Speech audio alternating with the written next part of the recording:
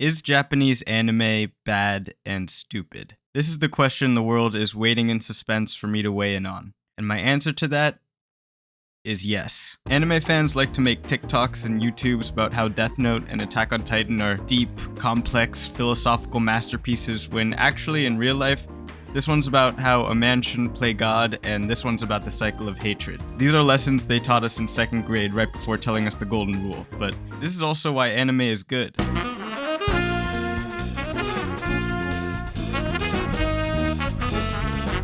Anime's accessibility and simplicity is a double-edged sword, which ultimately I like. It's fun to see the underdog train and fight with all the cards stacked against him, and whoa, that animation's so gorgeous and pretty, and boom, that looks so cool. Good anime is pure fun or immersive drama, but it's never complex. With a few exceptions, people say exactly what they're thinking. You can predict the plot 400 episodes before it happens, and hey, can you tell that's our good guy? Could you even tell that? Did you pick up on that? Look Back, though, on the other hand, is exactly like that. Look Back takes everything good about Japanese anime and cranks it to 100. Through the music, the animation, and the colors, this movie envelops you into Fujino's love for art.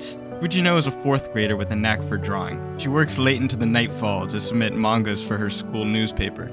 Every time a new issue gets released, her classmates shower her with compliments and say, "You're the greatest 4th grader to ever draw. How can you be this funny and creative?" And Fujino feeds off this glory. She even leans back and tells them it's not even a big deal. She'll whip this up in 5 minutes, calm down. Fujino loves attention and compliments and external validation. And so, in other words, she's a person. But her sense of superiority and coolness gets robbed when another girl starts submitting masterpieces of art that just make Fujino's shit look like stupid little fucking doodles. This girl is Kiyomoto, and she's actually a dork who's too afraid to go to school, so she stays locked up in her room all day, making mangas, which are artsy and not called "My 10-year-old sister is a succubus" or "I got transported to another world with my 10-year-old sister who's a succubus." Kiyomoto's art is so good that even when Fujino gets serious and tries to catch up to her for 2 years, she's not even close. And so she does exactly what I do when something is too hard for me to do, and she quits.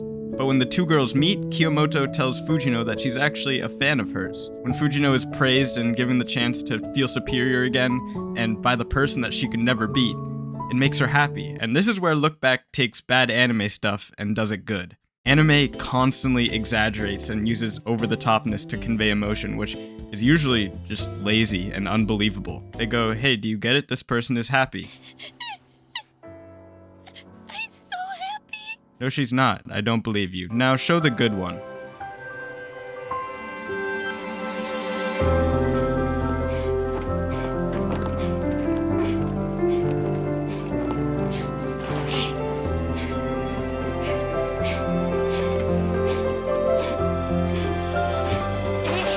That girl is happy. Look Back also takes everything bad about anime and cranks it to 100, but that's what makes it fun to watch. The movie's themes and analogies are so overt that it feels like they're grabbing you by your shoulders and just shaking you, and then smashing your head with a hammer. All you need to start seeing this is a small key, a little ticket of admission, and that's knowing that the author's name is Tatsuki Fujimoto, as in Fujino and Kiyomoto.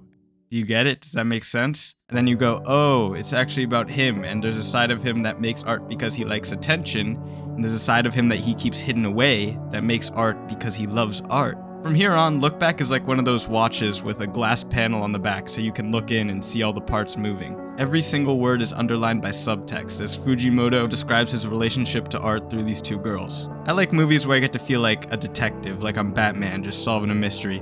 Like that one movie where Jake Gyllenhaal's job almost turns him into a psycho, or that other movie where Jake Gyllenhaal's job almost turns him into a psycho. And Look Back does this anime style. As we watch the two girls' relationship develop, you constantly ask yourself questions. How do these two sides of an artist affect one another? Why does Fujino take all the glory while Kiyomoto draws the backgrounds? Why is it up to Fujino to take Kiyomoto out of her room?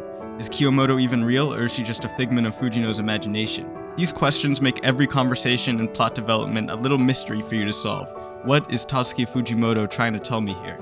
Look Back is about what it's like to love something so much that it takes over your life. By being introspective, honest, and simple, Fujimoto shows us what making art means to him. The childlike wonder, the excitement, the joy, the struggles, and the obsession. This movie is not subtle or delicate in how it imparts its message. If you want that, go watch a movie from real life. But Look Back is filled with charm and honesty that's only possible in anime.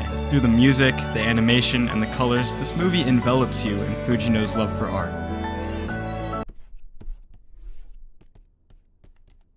And how somewhere along the way, she lost it.